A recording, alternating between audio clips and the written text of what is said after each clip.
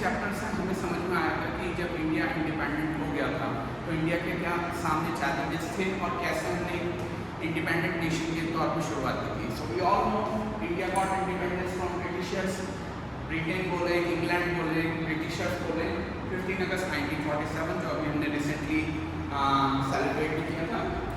Okay, तो सबसे पहले मैं आपको ये बता दूं कि अभी हम जो स्टार्ट करें that is features of Indian economy at the eve of independence.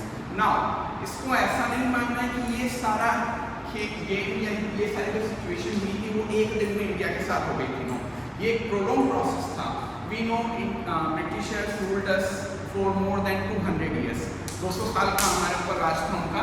सो उन्होंने उस 200 साल के अंदर हमारे साथ जो कुछ भी बैड इम्पैक्ट हुआ हमारे इकोनॉमी को, वो हमें एक तरीके से हेरिटेज में मिला और हमने एक बहुत वीक पोजीशन से या वीक नेशन के तौर पर शुरुआत की थी। Thanks for many developmental process later on, but when India started we were a stagnant economy as well as a backward economy.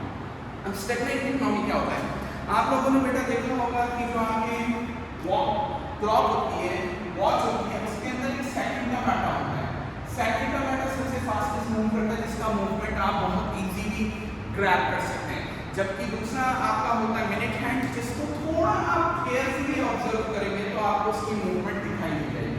But जो आवर्स वाला हैंड होता है उसका मूवमेंट बहुत ज़्यादा स्लो होता है। वो मूव तो करता है बट अगर आप उसको कॉन्सेंट्रेट होकर देखने की भी कोशिश करेंगे तो थोड़ी देर में आप खुद फेडअप हो जाएंगे। स्टैग्नेंट इकोनॉमी भी एक ऐसी इकोनॉमी है जो ग्रोथ तो कर रही है लेकिन उसकी ग्रोथ के प्रोसेस इतनी स्लो है, इतनी लो है कि कोई ग्रोथ हमें या कोई उसमें चेंज होता हुआ दिखता नहीं है। नो और लिटिल ग्रोथ। टॉर्टोइस की जो चाल होती है बेटा वो एक तरीके से स्टैग्नेंट इकोनॉमी की चाल है। हम देखते हैं कई बार हम बहुत स्लो वर्किंग कर रहे होते हैं तो हमारे पेरेंट्स से हमारे टीचर्स हमारे ऊपर कमेंट कर देते हैं कि don't act like a hare, don't act like a tortoise. तो ये हमारी इकोनॉमी की ग्रोथ बिल्कुल वैसी ही थी, बहुत ज़्यादा ग्रोथ नहीं थी या बहुत अगर ग्रोथ भी थी तो बहुत लिटिल सी थी, कोई चेंज ही दिख नहीं रहा है। 1925 से 1950 के बीच में इंडिया का उन 25 सालों का अगर हम जीडीपी ग्रोथ का रेट निकालें तो 0.1% आ रहा है। नॉट इवन ए कंप्लीट 1% भी नहीं कह रहा हूँ, 0.1% पर एनम का रेट है। तो that is a very slow growth.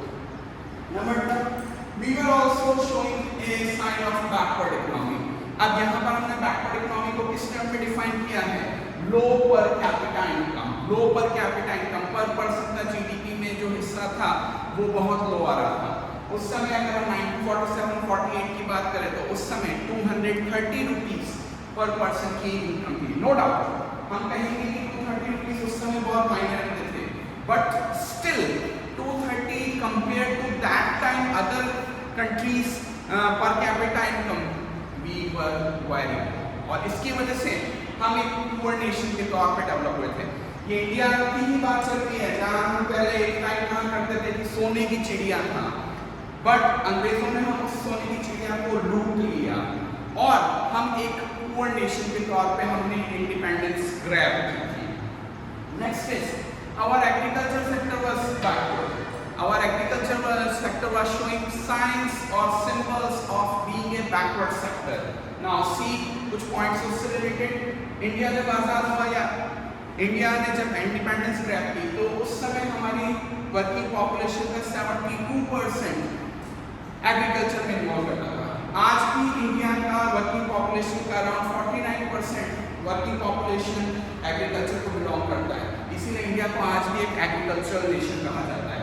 But हम फिर से जाते हैं 1947-48 में तो 72% वर्किंग पॉपुलेशन एग्रीकल्चर में इन्वॉल्व है, लेकिन टोटल कंट्री का जो जीडीपी है जो बहुत कम ही था उस समय और उसमें भी केवल एग्रीकल्चर का परसेंटेज 50% आ रहा है। यानी बचे हुए दो सेक्टर जो बहुत कम डेवलप हैं उनसे हम बचे हुए 50% की डिमांड कर रहे हैं।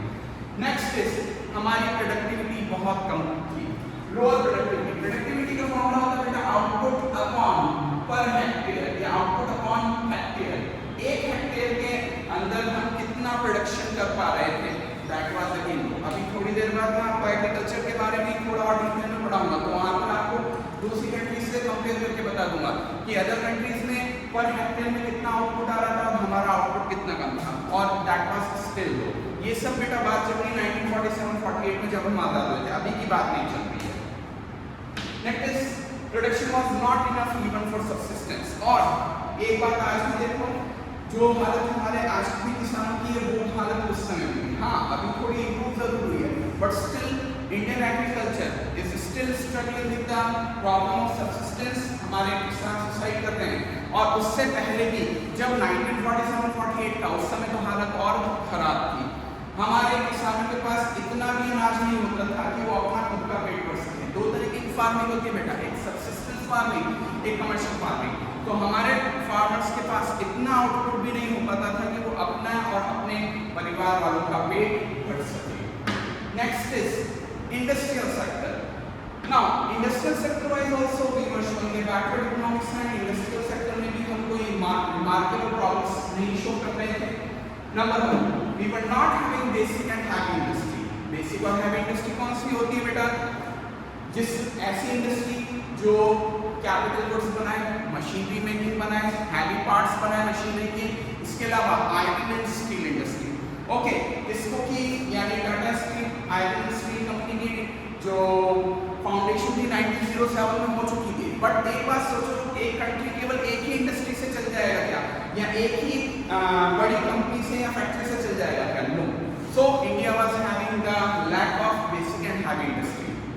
Number 2, production of machine goods और कैपिटल गुड्स, जिनको हम इकोनॉमिक्स में कैपिटल गुड्स कहते हैं, वो हमारे यहाँ बहुत कम बनते थे। Machinery parts, heavy machinery, plants, ये सारी चीजें हमारे यहाँ नहीं बनते थे। अब कहाँ से आते थे? इंपोर्ट करना पड़ता था। और आज आप जानते हो इकोनॉमिक्स के स्टूडेंट हो बेटा, कैपिटल गुड्स अगर आप इंपोर्ट करोगे तो ऑब्वियस है कि आपको इंपोर्ट्स पे बहुत ज़्यादा खर्चा करना पड़ेगा, और बिना कैपिटल गुड्स के आज की तारीख में इंडस्ट्रियलाइजेशन नहीं हो सकता। तो दैट इज अनदर बैक, या जिसको हम कह सकते हैं adverse point in front of Indian economy at the time of independence.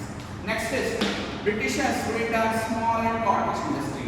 India की हैंडीक्राफ्ट बिजनेस बेटा बहुत फेमस हुआ करता था, और ब्रिटिशर्स को पता था कि अगर ब्रिटिशर्स को उनके प्रोडक्ट इंडिया में लॉन्च करने हैं या कॉम्पिटिशन उतारने, तो उनको इंडियन हैंडीक्राफ्ट बिजनेस को हटाना पड़ेगा। और यही बात को ध्यान में रखते उन्होंने इंडिया के स्मॉल इंडस्ट्रीज, इंडिया की कॉटेज इंडस्ट्री, इंडिया की हैंडीक्राफ्ट इंडस्ट्री को बिल्कुल डिस्ट्रॉय कर दिया। और आज की तारीख में हम अभी भी स्ट्रगल कर रहे हैं, हमारे स्मॉल और कॉटेज इंडस्ट्री आज भी उतने डेवलप नहीं हो पा रहे हैं। So that was another misuse of India by the Britishers. Next is, अब ये सब हो गया तो हमें पता है कि जब हमारे यहाँ बेसिक और हैवी इंडस्ट्री है नहीं, हमारे यहाँ कैपिटल गुड्स का प्रोडक्शन नहीं हो पा रहा है, तो हमें कैपिटल गुड्स इंपोर्ट करने पड़ते थे, और वो इंपोर्ट होता था ब्रिटेन से। एक चीज और मैं बता दूं, ये बहुत ही कम हुआ करता था, क्योंकि एक बात खुद सोचो, जब हमारे यहाँ इंडस्ट्रीज है ही नहीं तो इंपोर्ट कौन करता होगा? तो जो छोटी मोटी एक दो कंपनीज हमारे यहाँ, एक तो बिजनेस हाउसेस बन गए थे, उनको भी मशीनरी वगैरह कहाँ से इंपोर्ट करनी पड़ती थी? ब्रिटिशर्स से इंपोर्ट करनी पड़ती थी। अभी आप आगे चलोगे इस चैप्टर में तो आपको फॉरेन ट्रेड का सेक्टर में पढ़ाऊंगा। फॉरेन ट्रेड के सेक्टर में आपको पढ़ने को मिलेगा ब्रिटिशर्स क्योंकि हमारे रूलर थे, तो वो एक्सपोर्ट और इंपोर्ट को ज़्यादातर अपनी कंट्री के थ्रू ही करवाते थे। तो जैसे जैसे हम आगे बढ़ेंगे उसमें आपको ये चीज़ मिलती जाएगी। Next is we can see, जब इतना स्मॉल जीडीपी ग्रोथ है, इतना low amount of per capita income है, तो इंडिया वाज ऑब्वियसली एक पुअर नेशन। एक मैं फिर से वही रेफरेंस दूंगा, एक टाइम पे जब इंडिया को सोने की चिड़िया कहा जाता था, बट उसी सोने की चिड़िया को ब्रिटिशर्स ने लूट लिया। हाँ, मैं इसमें ब्रिटिशर्स को बिल्कुल ब्लेम नहीं करूँगा, क्योंकि ये हमारी गलती थी। वो हमारी कंट्री में आए, हमारी कंट्री से ट्रेड किया, फिर धीरे धीरे हमारी कंट्री के रूलर बन गए।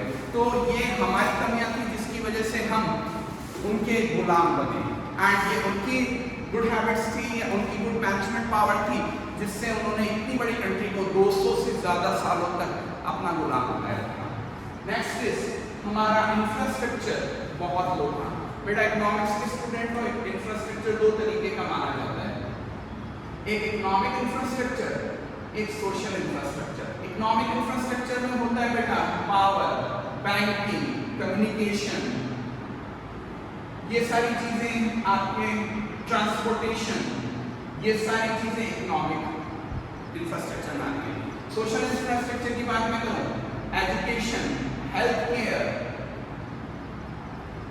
सैनिटेशन फैसिलिटीज, ड्रिंकिंग वाटर, ये सब सोशल इंफ्रास्ट्रक्चर में होता है। अब आप खुद सोच लीजिए कि आप वैसे भी मुझे इतना ज़्यादा डिटेल में जाने की जरूरत नहीं है। इंडियंस और ब्रिटिशर्स का क्या रहा है आपने मूवीज और उन सब में बहुत कुछ देखा हुआ है। तो इंडिया का इंफ्रास्ट्रक्चर इकोनॉमिक और सोशल दोनों ही डेवलप नहीं था।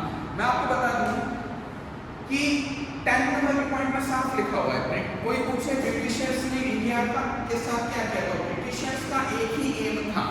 ब्रिटिशर्स क्या करना चाहते थे, इंडिया को सोर्स ऑफ रॉ मटेरियल की तरह यूज करना चाहते थे। इंडिया को उन्होंने जब समझ लिया कि भाई इंडिया को कंट्रोल करना बहुत आसान है, यहाँ के लोग आपस में लड़ते रहते हैं, तो उनको हमारी कमजोरियों को पता चल गया। उस कमजोरी का फायदा उठाकर उन्होंने इंडिया के ऊपर रूल कर दिया।